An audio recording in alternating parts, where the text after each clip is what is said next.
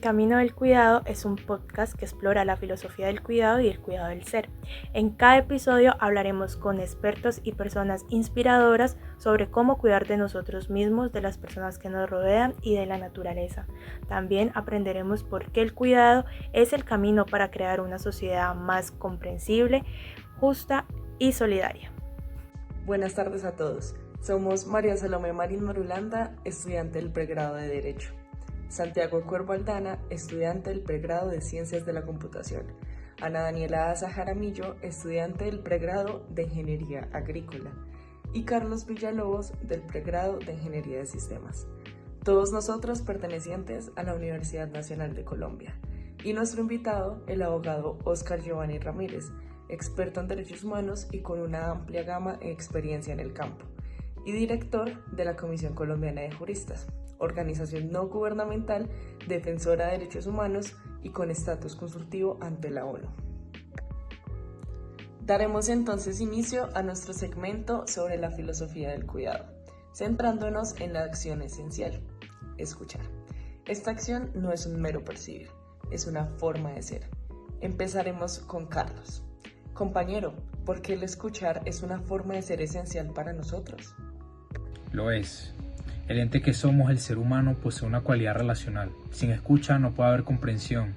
Escuchar no es solo un acto, es una manera en que nuestro ser ahí está orientado a escucharnos los unos a los otros, como señaló Heidegger.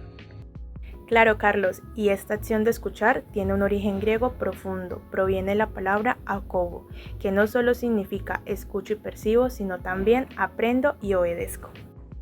¡Qué interesante! Entonces, el tiempo que dedicamos a escuchar no es un tiempo perdido, sino cargado de sentido, incluso para uno mismo. Santiago, quisiera saber cómo se traduce esa obediencia en una relación de cuidado.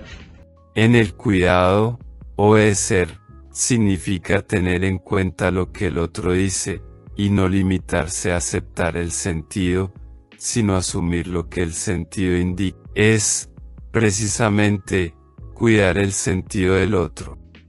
Bien, ahora quisiera preguntarle a Carlos, si el ser humano se define como el ente que posee el lenguaje, ¿qué sucede cuando la persona toma la palabra? Al tomar la palabra, la persona se revela, se descubre en su propio ser. La palabra es una acción humanamente relevante, por eso escuchar, el decir del otro significa comunicar nuestra consideración por aquella persona. Bueno, y ahora le quiero dar la palabra a nuestro invitado, el experto Óscar Ramírez, que es el director de la Comisión Colombiana, como lo decía nuestra compañera Salomé. Y primero que todo, quiero que Óscar nos comentara un poco sobre él. Buenos días, mi nombre es Óscar Giovanni Ramírez, soy el director de litigios de la Comisión Colombiana de Juristas. Mi rol como director es dirigir los equipos que litigan tanto a nivel nacional, las diferentes jurisdicciones en las que trabajamos, como en materia de restitución de tierras, la jurisdicción contenciosa administrativa, la jurisdicción penal y la justicia transicional. También tengo el gusto de acompañar los equipos que litigan ante el sistema interamericano, así como los equipos que litigan en el sistema de Naciones Unidas. También en mi rol como director acompaño a los equipos que hacen el fortalecimiento de organizaciones y todo el equipo psicosocial. Esa es, digamos, que la tarea que tengo a cargo y mi rol al interior de la organización. ¡Qué increíble trayectoria, doctor! Ahora, ¿podría contarnos desde la perspectiva de la defensa de derechos humanos y la justicia cómo se aplica el concepto de una escucha estructurante desde una relación de cuidado en este trabajo legal? Desde mi perspectiva, el trabajo que hacemos en pro de la defensa de derechos humanos, que es nuestro mandato, y el fortalecimiento y la permanencia del Estado de Derecho, el concepto de una escucha estructurante pues, atraviesa, digamos, que los lineamientos que tiene la organización. Nosotros, a lo largo de estos 37 años en que hemos trabajado, hemos desarrollado diferentes lineamientos para aproximarnos a las personas con las cuales trabajamos. Tenemos de hecho todo un manual de aproximación y trabajo con víctimas que permite a quienes ingresan a la organización poder conocer cómo debería darse este relacionamiento y dado que trabajamos bajo una metodología de litigio estratégico, también lo hacemos en dupla, es decir, con un enfoque psicosocial, pero también con un enfoque de cuidado hacia con quienes trabajamos.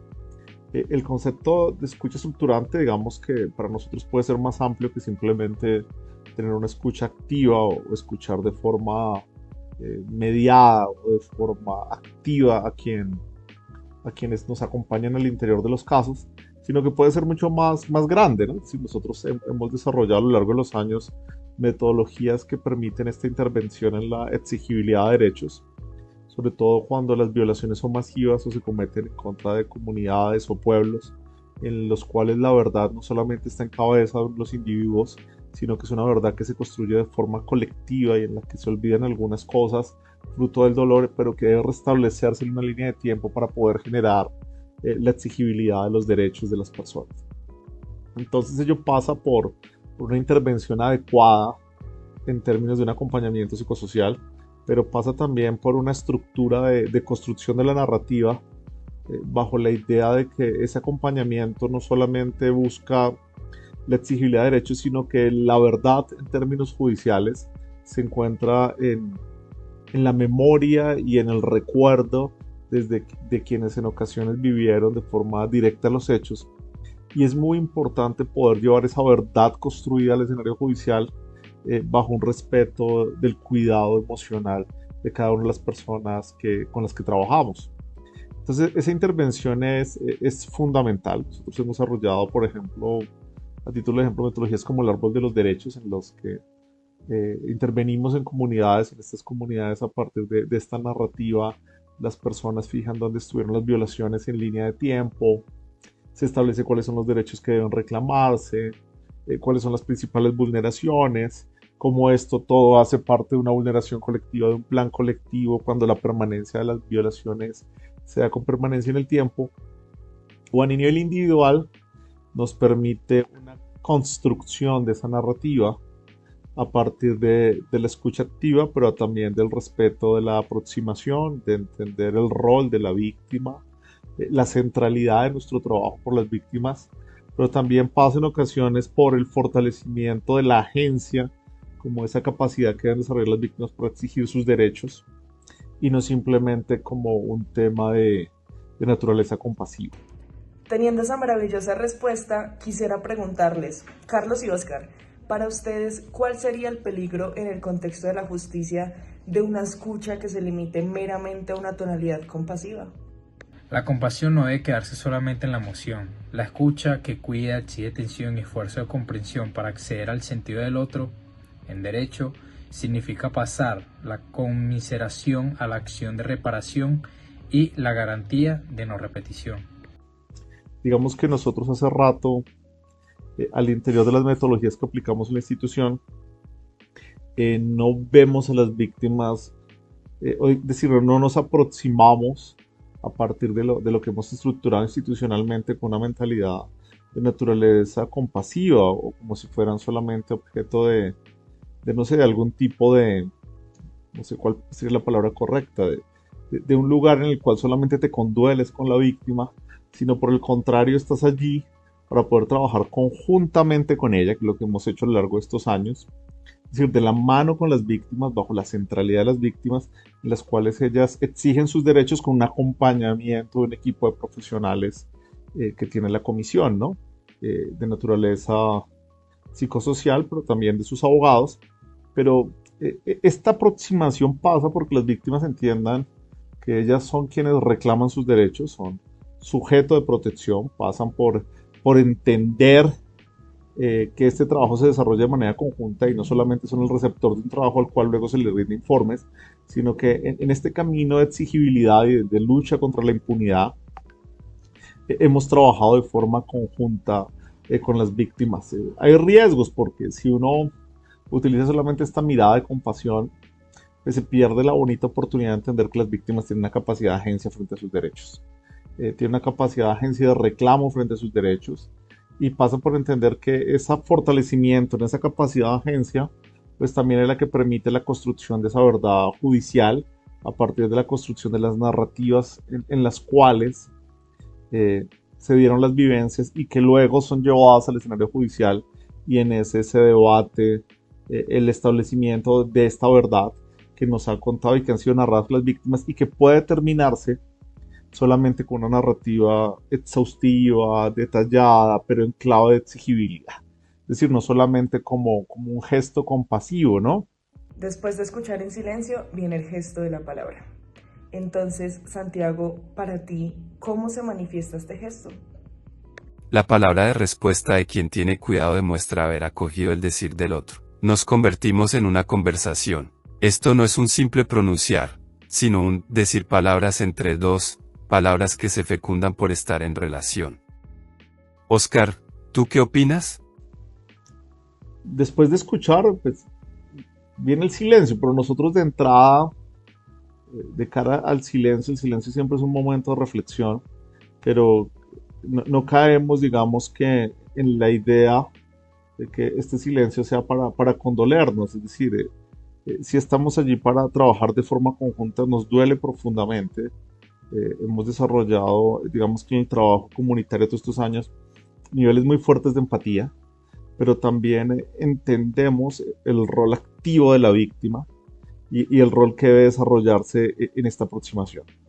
Por eso, ese gesto de la palabra tiene que ser un gesto de trabajo conjunto, de invitación a construir, de respaldo, de acompañamiento, de poner toda nuestra experiencia y conocimiento a favor de los derechos y a fortalecer su capacidad de agencia, a fortalecer elementos que en ocasiones están por fuera del escenario judicial, pero que terminan siendo también elementos de lucha contra la impunidad, como cuando fortalecemos la memoria como mecanismos para no olvidar, pero también como un mecanismo de reclamo, ¿no? Es decir, los propios actos de memoria, los eventos de memoria se constituyen en escenarios que permiten el reclamo, pero que además a nivel emocional permiten a la víctima entender que su reclamo es válido y que hay una lucha contra la impunidad que va más allá del escenario judicial o de la sentencia y que se manifiesta en escenarios de memoria, de reclamo, de participación, de centralidad y que constituyen un valor agregado a la hora del trabajo de la mano con las víctimas. Digamos que en esos tres temas que nos han presentado. Mi rol como director allí, frente a la pregunta que me hacen, es cuidar un poco todo esto que ocurra de forma institucional, es decir, que apliquemos lo que hemos aprendido estos años frente a la aproximación a las víctimas, que utilicemos los documentos internos que hemos desarrollado frente a este trabajo, que los casos cuenten con la dupla psicosocial en la intervención, que tengamos en esa construcción que no es tratamiento ni abordaje psicológico, para que no se confunda, sino es el trabajo jurídico con un acompañamiento psicosocial en dupla, en el cual este litigio en dupla nos permite abordar los casos de manera distinta y entender las verdades con los detalles y las formas que se necesita para luego ser llevados a un escenario judicial en donde el sistema nos permita el reclamo de estas violaciones o la satisfacción de los derechos de cada una de las personas.